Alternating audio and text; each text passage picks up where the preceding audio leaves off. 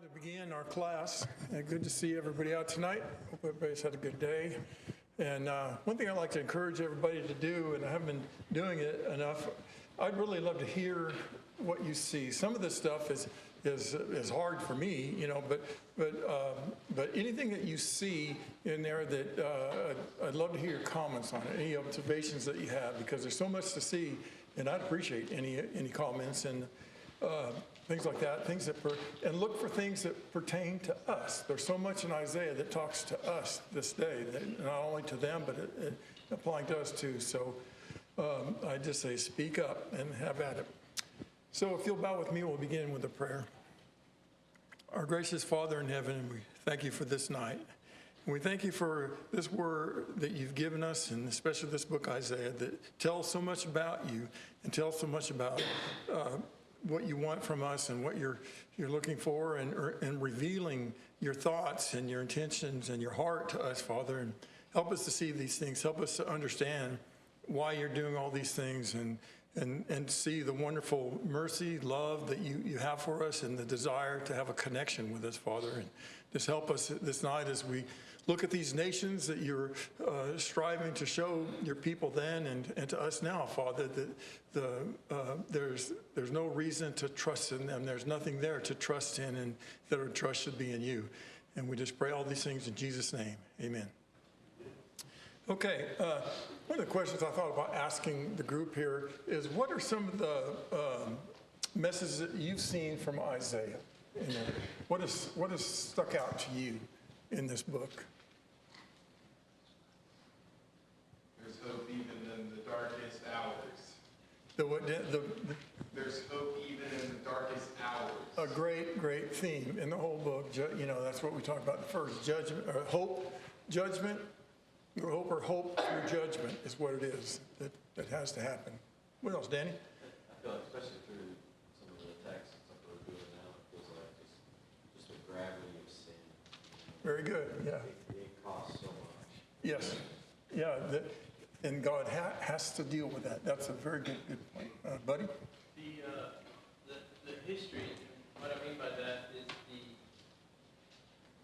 very large span of time in which the prophecies will take place or have taken place. Like hundreds of years, thousands, like the range of the prophecies in years. Yeah, it is. That's a very good point, buddy. We're going to get along that line here in just a minute. Yeah, that's an amazing thing that God has done in there, and the time period that he covers in that. Anything else? What else have you seen? I know there's not much in the book, but it's actually so much. That's the difficulty of it. Yeah. And, you know, the more I've studied, you know, and like these chapters here, I have to admit, at first I thought 13 to 23, I thought, man, these are going to be so dry and stuff.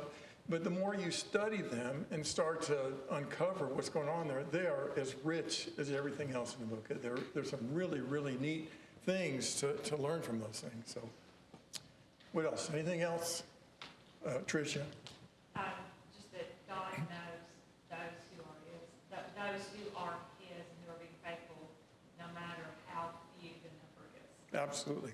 That's a big thing. The remnant, God has always got his eye on, and he's looking for those people. And it doesn't matter what nation or wherever, he's looking for those people. I'll move on here. What did the people of Judah and Israel make God look like? You ever thought about it from that point? What did they make God look like to other nations? Rodney, what do you think? Well, I'm not sure I was going to answer. Well, kind of like themselves rather than themselves looking like God. They just made him look like kind of all the lives around them, just that they acted like everybody else. They did. So, Yeah, they did. They did not glorify God in any way. And of course, that was his whole purpose, for them and us to show God to the world. Yep. And then this question here is kind of I say nebulous or open-ended question. But I listened to this guy on that great encyclopedia of information, of everything true on YouTube. But there's one preacher on there, he really made a great point about this. And the question was this: why does prophecy exist? Think about that for a minute. Why does prophecy exist? To guide the future. What, Ken? To guide the future. To guide the future, yeah. Give us a look, Danny. To give God's word. Yeah, to show the world God's word, things like that. Rodney, you got an idea on that? I was just thinking, it gives God glory when those things Yes. are fulfilled. It definitely does that. It does show his authenticity or show his omnipotence. Yes, buddy? I may be thinking of them in the wrong way, but it's the same as the miracles. The Lord would give God glory, Right, yeah. make true, and reinforce. Yes. It is what it is. Yeah. That's very important in all that. But there's another really big reason this guy talked about. Rich, what do you think? Well, some of the prophecy will give hope. Hope, yes, yeah. That's starting to get along the lines of what I'm thinking about and stuff. Darlene? Oh, yeah. I can't hear a voice, I can't see her hand, so. No, I just lost my train of thought. She's lived around me too long. What does it say about prophecy? What does it say is that God is God. He knows Yes. the future. Yeah. He knows what's coming. He knows what, And we'll make that point tonight too, and concerning Egypt and stuff. Absolutely. But let me, any other ideas? Bill? Yeah, I was going to ask that God created time. And for him to create time, he cannot be in it. He can be in it, Yeah. but he exists outside of time. Yeah. Because he created it. Yes. And he sees everything, from the end, from the beginning. Mhm. And for us to try to imagine, it's difficult for us to imagine, knowing everything all the time. But that's Yeah. the way God, if he'll come into time and, it knows what we are experiencing, Yes. but that's not his reality. Right, yeah. And he does that for us. He comes in our time for our benefit, and prophecy is definitely for our benefit for all the reasons y'all have cited. And let me read you what this guy had said about that. What do you call it? Paraphrase some of it. He says prophecy is like this. It's about perspective and point of view. And he said, it's trading your microscope for a telescope. I thought that was a really good illustration. He goes on to say, so what could the telescope of prophecy do for us? He says, we take the microscope of fear and zoom in on our problems and our issues and our pains and our fears, and those are the only things we can see. Not that all those things are bad in any way, but what we can do, and they simply overwhelm us and crush us unnecessarily. And so prophecy, let's see, I clicked the wrong thing there.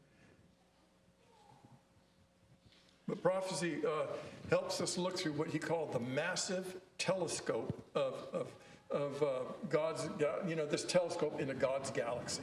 It just, we get to view that from his perspective. He said, and we do that, and when we look, let's see, he said it better, and when we do, we see the galaxy of God's perfection, and we do that faith in God, and when we do that, faith in God overcomes our fear. In other words, these amoebas, he talked about problems are kind of like amoebas. And he said, when we look at it differently, it's like these amoebas that were crushing when we compare them to the Milky Way, there's just no comparison. And these countries that we're looking at here, they were, the amoebas around them were these people that were bothering them. They were amoebas, but they didn't have to be, and God kept a crescent. So the question from this, what are the amoebas that are crushing us? And so I thought that was a really good perspective to look at, to think about that, just look through the eyes of God and look at just what a wonderful end to all this stuff that there is for us. And it's just an amazing picture, an amazing God. Okay, so what we've looked at so far, let's see. We looked at Babylon, and let's see, I was going to do what Isaiah said about him. This looked at Babylon mostly from their military prowess and how that was not going to come of anything. He says, and God says, I will rise up against them, declares the Lord of hosts, and will cut off Babylon, from Babylon name and remnant, descendants and posterity, declares the Lord, and I will make it a possession of the hedgehog, the pools of water, and I will sweep it with the broom of destruction, declares the Lord of hosts. And to this day, does Babylon exist as a city, as a functioning city? No, of course, we looked at that. We looked at the pictures last week. Okay, then the next one we looked at was Assyria, and it was a shorter version of that, but we looked at Assyria in chapter 10. What God, in 14, Assyria is going to come to an end, but in chapter 10, he was a little more square about that. Jordan, would you mind reading that? And the Lord has finished all his work on Mount Zion and on Jerusalem. He will punish the speech of the arrogant heart of the king of Assyria and the boastful look in his eyes. For he says, by the strength of my hand I have done it, and by my wisdom, for I have understanding. I remove the boundaries of the peoples, plunder the treasures like a bull that bring down those who sit on thrones. Shall the axe boast over him who hews with it, or the saw magnify itself against him who wields it? As the rod should wield him who lifts it, or as if a staff should lift him, but he's not wood. Okay, if you were to explain that, how would you briefly explain that? What's going on here? Go ahead, Danny. The Assyrians are a fool, and they don't know it. And they don't know it. They think there's something. And I love that, Rodney, I think you mentioned that about that, the axe. Shall the axe boast over him who hews it? And them and people can be blind to what their real power really is. All right. So then the next one we looked at was the Philistines, and not much was said about them. And we'll look at a little bit of them, but this is all there was about them. And what was interesting about it is it mentioned that in the year that King Ahaz died, came this oracle. Rejoice not, O Philistia, all of you, that the rod that struck you is broken. And so in the year that King Uzziah died, who became king? Who was the next king after Ahaz? I said Uzziah, didn't I? Who was the next king after Ahaz? Hezekiah. Okay, so that's a good thing for them. And when God says, and when it says there, rejoice not, O Philistia, why do you think he would say that? Rejoice not, O Philistia. King Ahaz has died. Rejoice not, O Philistia. Ahaz was a terrible example for a king. He was a failure as a king and an example for Judah. And so they are, go ahead, Ronnie, what do you think? Well, his son was quite successful in defeating the Philistines. Yes. Yes, Hezekiah was. And also, when it says there, the rod that struck you, they think that's talking about David. See, they had all up to this time had defeated the Philistines, but Ahaz was not successful like that. And so what he's saying is, rejoice not. The throne, even though it looks bad for us, it's not over. So cool your wheels, Philistia. And then he goes on to say, he talks about what's going to happen to them, about that business. They're going to be destroyed. And then in 32, he says, what will one answer the messengers of the nation? And that was an interesting passage there, because this is about Ahaz died in 715 BC. And about that time, the nation is in turmoil, of course. Egypt is sending, these are messengers from Egypt, and they were trying to get up help because they knew the Assyrians were coming down. And they knew that if Assyria, which we'll see, is going to capture Ashdod, that's the last remaining city there, they had free reign right into Egypt. And so Egypt is sending messengers to Judah to ask them, hey, will you join us to help this coalition? And they were smart to not do that, because we'll see where Isaiah tells them, do not do this, do not do this. And we'll see chapter 20 is a very interesting chapter. And the answer is that the Lord has found Zion, and in her the afflicted of his people will find refuge. God is the answer, not joining coalitions. And that what we see all through this is the nations think that coalitions are the answer to problems with this. And God is trying to say all through this, don't depend on the nations. Okay, so then we go, let's see, the Philistines. Then we looked at Moab. And there's 2 chapters on that. And does anybody remember anything about Moab? Isaiah's, what do you remember, Sam?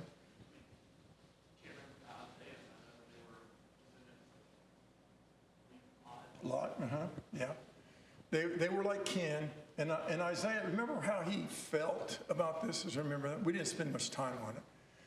But Isaiah was really sad. It's a lament. And he was truly saddened by Moab, even though they were punished, as we'll see, because of their pride and things like that. It says there. And within this, there's another one of these hope passages, and that's there on verse 5. Then the throne will be established in the steadfast love. And I remember that steadfast love defined it as that love which is so undeserving that defines what God has for us. And on it will sit in faithfulness in the tent of David, one who judges and seeks justice and is swift to do righteousness. And then verse 6 tells why they were punished. We have heard of the pride of Moab, how proud he is, of his arrogance, his pride, his insolence, his idle boasting. He is not right, you know. And so there's not many remnant, not many people. There were some, but not many from Moab were sadly saved in all this. Okay. And then what we're going to do today, what I was going to try to attempt to do was get from chapter 17 to, if I could get to 22, just next week we'll start on 22, that'd be great. And we got to end today, I know at 7:45 was the class time. But as you can see, these are all the nations that are listed. And I think did I put a map? This map, I couldn't find a really good map to show, but these are all the nations, and it's interesting how Isaiah goes. He starts over here in the east, and then he comes back to the west, and then he goes north. It's kind of like each one is like that, but these are all these nations around that he makes these prophecies about. Now this guy, I've learned a lot from this guy. His name is Bruce Gore, I think.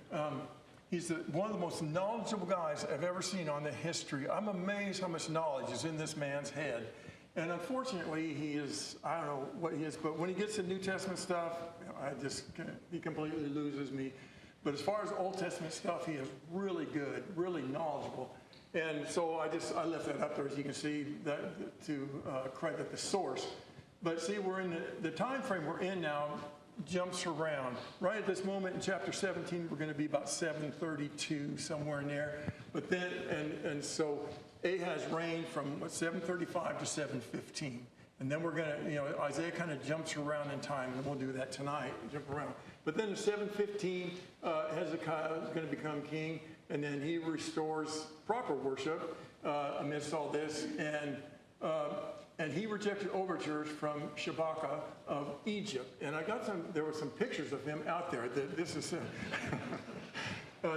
actually the pictures of Shabaka right there, that he was actually what they call a Cushite king, one of the first of the, anybody know, I'm talking like you know what I'm talking about. Anybody know the difference between Cush and Egypt? What do you say, Emily? Cush is south. Cush is south, yeah. That's confusing. You can have Egypt because there's lower Egypt and there's upper Egypt. There's the lower now, but we'll talk about that in a minute. But anyway, yeah, Cush is south, and they were described as sleek, and also another name. Well, they're sleek. They were ferocious warriors, they say. And this Shabaka, he established took over Egypt, and they say the Cushites from Ethiopia, is another name for Cush, is Ethiopia, that he made Egypt more Egypt than it was before. They really liked the Egyptian culture and stuff, so they did the pyramids and all that stuff. But interesting thing about, did you know that Ethiopia, the definition of Ethiopian is burnt skin? And I was reading this article that said there's actually an insult to them because it's like kind of like a racial comment. So, and there was this actually discussion in Bibles to put Cush instead of Ethiopia, because Ethiopia, I think, is a Greek and Cush is a Hebrew word, but they prefer Cush back then. I don't know about now because it's called Ethiopia now, but I thought that was an interesting article about that. Let me catch up.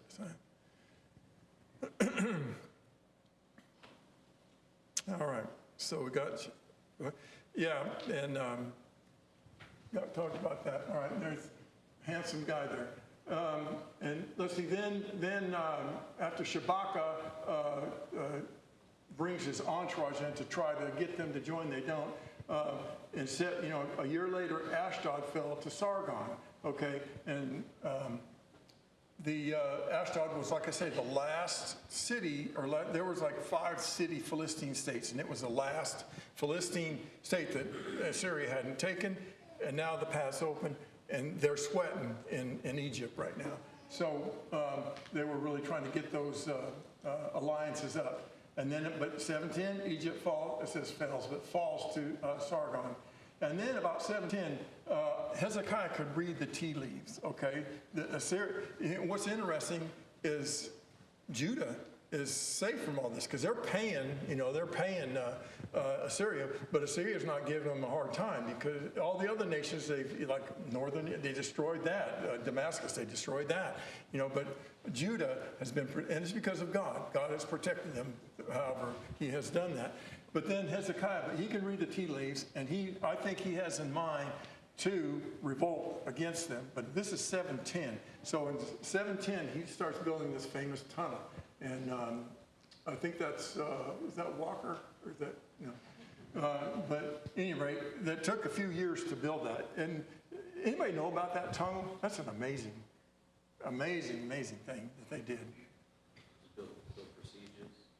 Yeah, he did it because they had their water supplies outside the city. So what they did is by building this tunnel, it channeled it into the city in case of a siege and stuff they were protecting. But does anybody remember anything about it, the construction of it? To me, a monumental, to this day, that would be a monumental feat. But I used to know how long it was. It's a pretty long tunnel and stuff, but they started from 2 ends of this mountain, and they met together. That's some pretty sharp people that did that. I'm not sure if the path was real straight, but they could hear. I think in the scriptures they could hear, and they met. But it's still an amazing feat that they did. All right, so all these guys here, this Assyrian, they're players in the background, and right now there's a lot of turmoil. You can see where Assyria is pressing because of the TP30. He's really pressed and reestablished Assyria as a dominant power. Egypt's scared. All the nations are scared. They're trying to form alliances, and that's what we're seeing right now is this Tiglath-Pileser. But then we're going to see Shalmaneser. All these guys are mentioned in the scriptures. And then Sargon is the guy that will be behind the scenes tonight. And then as we get further in, like in chapter 36, we'll see Sennacherib come into play, where they'll be dealing with him. All right, let me get past these pictures here.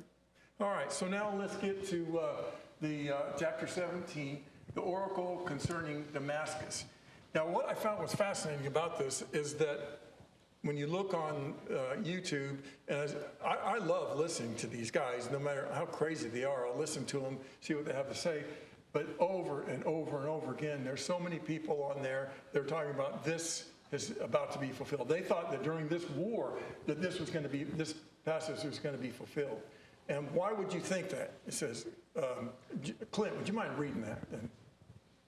Behold, Damascus will cease to be a city and will become a heap of ruins. The cities of the ruler are deserted. They will be for flocks, which will lie down and none will make them afraid. fortress will disappear from Ephraim and the kingdom from Damascus. And the remnant of Syria will be like the glory of the children of Israel, declares the Lord of hosts. And in that day, the glory of Jacob will be brought low, and the fat of his flesh will grow lean. Okay, so why would you think that this is like they are making this out to be an end time, unfulfilled passage? Does Damascus still exist? Yeah. So how do you explain this? See, that's why they think it's an end time passage, because Damascus still exists. But what does it say? What does the passage say?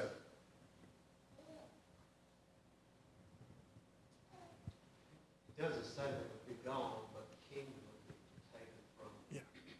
Yeah, it's simple. It doesn't say that we'll never, like Babylon, he says it will never be rebuilt. Here, it does not say that. And what's anything else about this? There's another thing that really brings it into play. This actually goes back to Isaiah 7.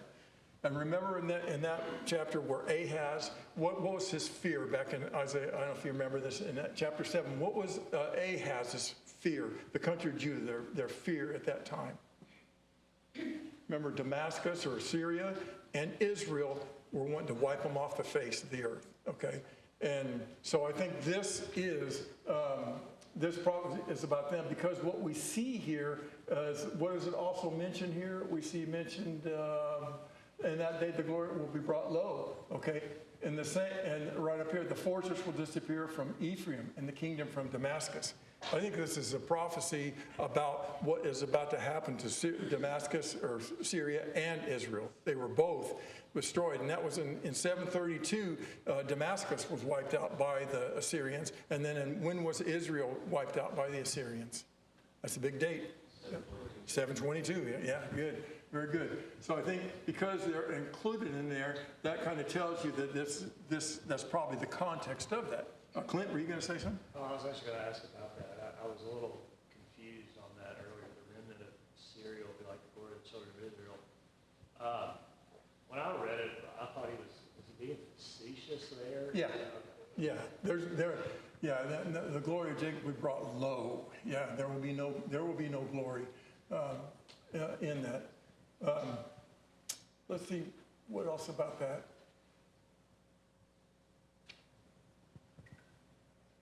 But yeah, I think in this, and we see the next chapter here. Let's see. Oh, by the way, what famous person is from Damascus, Syria? Huh? No, Paul was not. He was not from there. He did go there, the road to Damascus. Is that what that was? Did he go to Damascus when he was blinded? Yeah. What, Sam? Tarshish, yeah. Yeah, Tarshish, there you go. Tarsus, yeah. What's a famous person from Syria in the Old Testament? He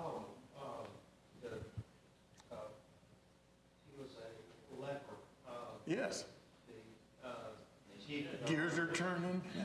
Naaman, yes, Naaman, he was from Damascus.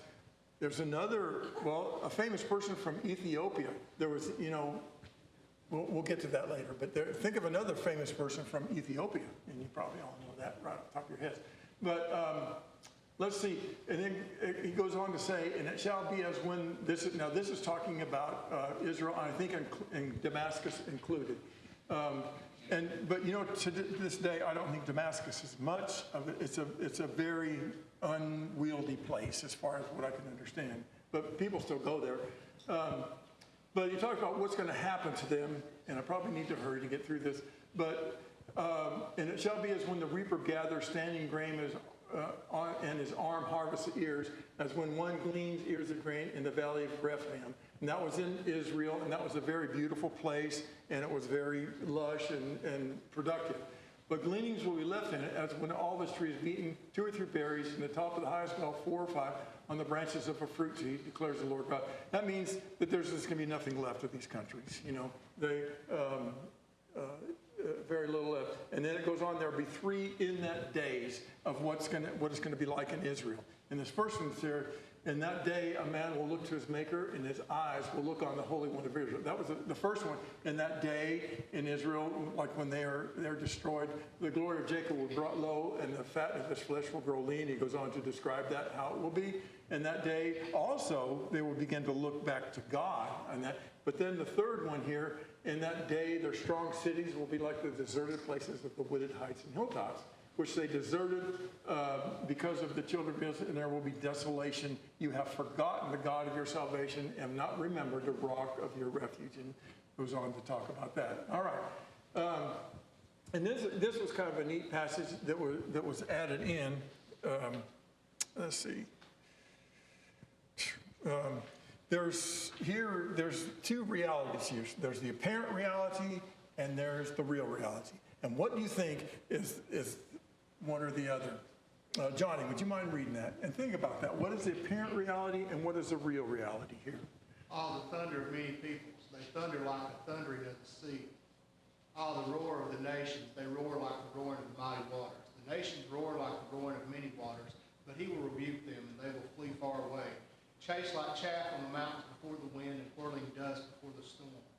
At evening time, behold, terror. Before morning, they are no more. This is the portion of those who loot us, and the lot of those who plunder us. All right. What's the apparent reality? What do nations think? Yeah, they think that there's something, like as a thunder of many peoples, nations do that. They just think they're unbeatable, as we saw Assyria thought and Babylon thought. They thought they're unbeatable. And I think this almost might be before morning there are no more. Does you remember a passage that would, an example of what that would be like? Or that this could be referring to possibly? You think of Sennacherib?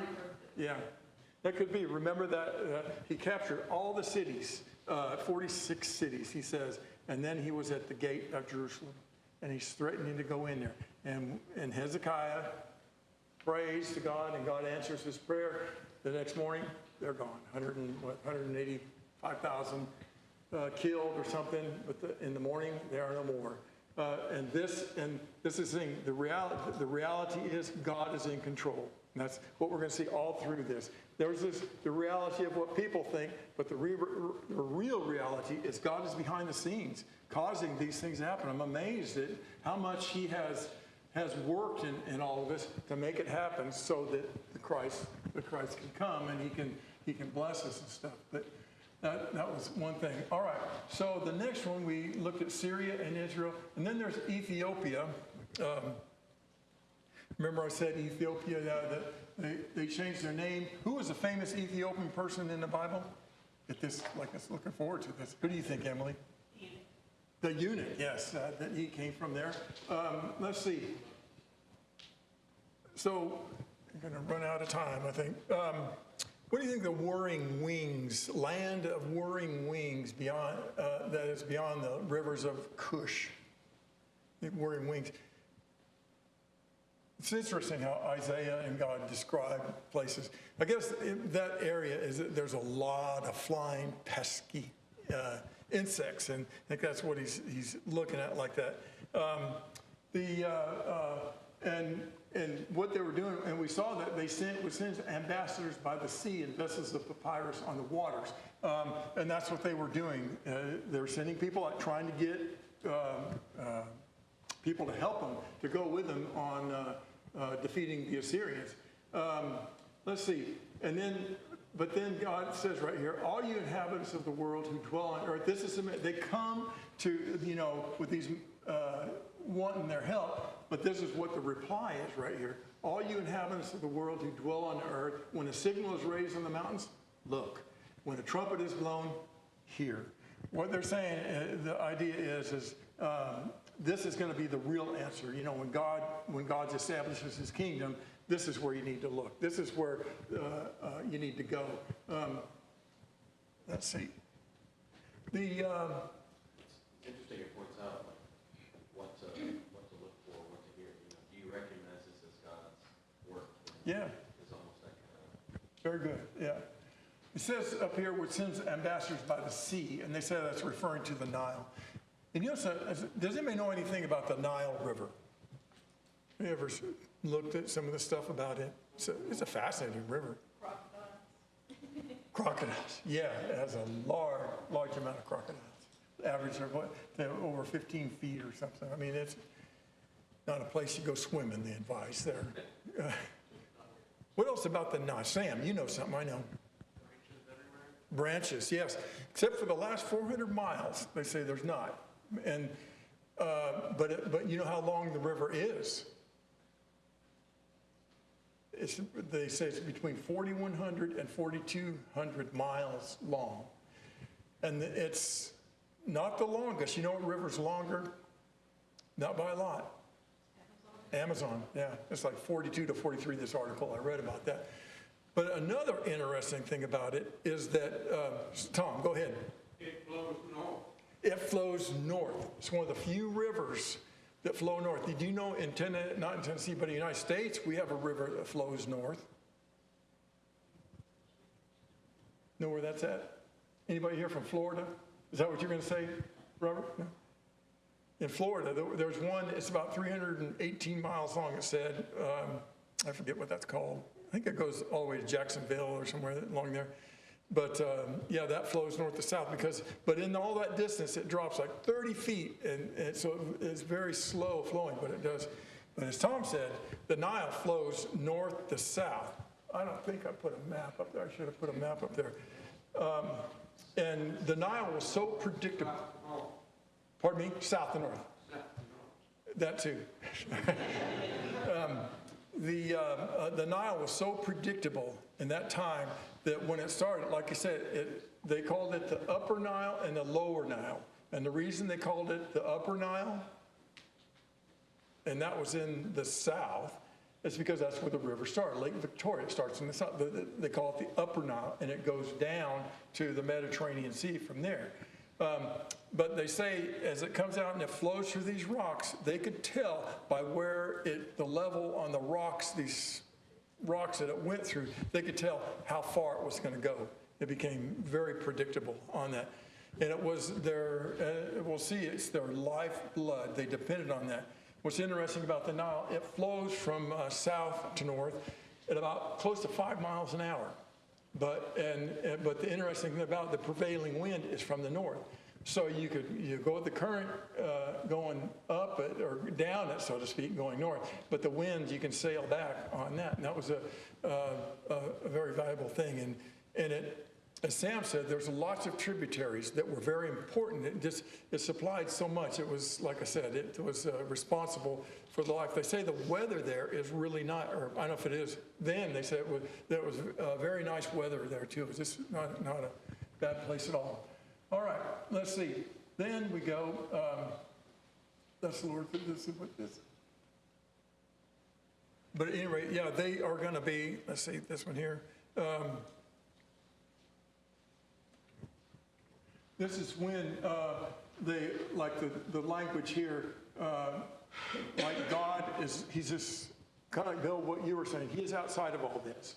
But he is very much in it. And notice what he says. He says, for thus the Lord said, I will quietly look from my dwelling like clear heat and sunshine, and like a cloud of dew in the heat of harvest. For before the harvest, where the blossom is over and the flower becomes a ripening grape, he cuts off the shoots with pruning hooks, and the spreading of branches he lops off and clears away. They shall all of them be left to the birds, the prey of the mountains, and the beasts of the earth. And the birds of prey will summer on them, and all the beasts of the earth will winter them. And saying that their destruction of these nations is going to be complete. God is watching, and they think they're getting somewhere. They think they're doing something, but he's going to end it. Danny? That's kind of interesting. One thing that kind of surprised me in some of the minor prophets is how many times they talk about, being right isn't a good thing. It's your right for sin. Yeah.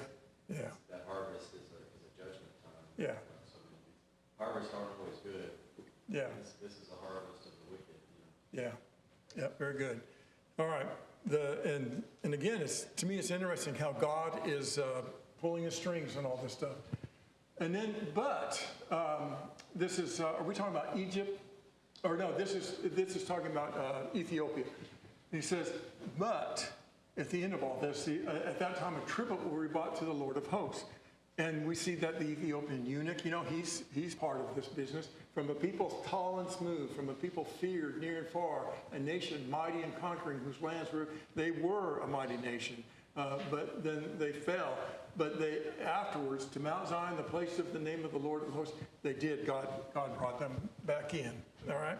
So that's Egypt, and then Egypt and Cush. Now, does anybody? This is an interesting thing about. We're in chapter. Oh, we're in 19. I was looking at Ethiopia. Okay, I was wanting to go on, but 19 and 20 are combined there. We got 5 minutes. Let's see. Does anybody know in that time how Egypt was looked upon? How did people see Egypt? How did the world see Egypt?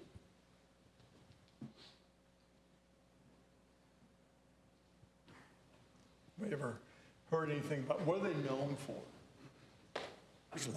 There's lots of relics and things like that. Pardon me, Bill? Pyramids. Pyramids, yeah. I mean, they were pretty capable people. Their artwork, their culture is look. Their knowledge of medicine. Their knowledge of medicine. They were religious. They had thousands of gods, they said, but because they were thankful for everything, because they were blessed by the Nile and stuff like that. So they had all these gods, and they were known, and God will address that in this. Even the Proverbs, there's some Proverbs that were thought to have originated there that Solomon might have used one. I can't remember which one it was that he used that they said originated in Egypt. But they were known. They were pretty big in people's eyes. Okay. But what God does in this, and I'll just breeze through this real quick. He looks at different things, that they're ancient religions, they're very polished, but that is not going to save them. And God is saying, and God is writing these things to these people to say, no matter how great you think they're, it's not going to help you. Don't depend on them. Don't rely upon them, because their gods aren't going to save them, And he's telling them in this section right here from 1 to 5. And then, and he's talking about how the Nile, nature, it won't actually dry up, but it's going to fail them. God will cause it to fail them, and what they depend on will not be there.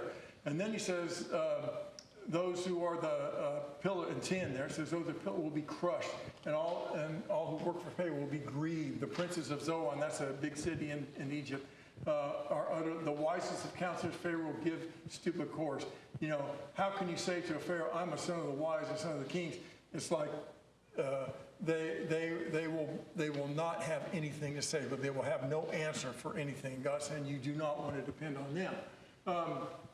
Let's see, and then mockingly, where are your wise men? Let them tell that they might know what the Lord of earth has purpose against Egypt. So they are going to be undone, and I know we don't have time. Let's see, and Egypt is going to be brought low. But the interesting part, and the Lord will make himself known to Egypt, it guns it back. They're going to be destroyed, even though there's all this bad stuff going on. Danny, were you going to say something? Well, just that, maybe I'm real quick, verse 22, I think really stood out to me.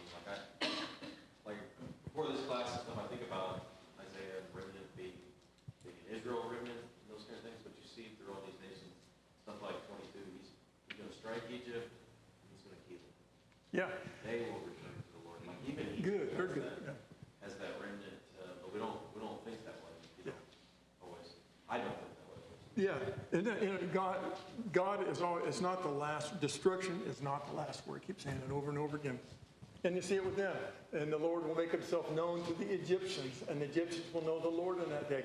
Egypt became a big place. Didn't they translate the scriptures there, the Alexandrian text that comes from there? A lot of scriptures have been found in Egypt. But like Danny says, Lord will strike them.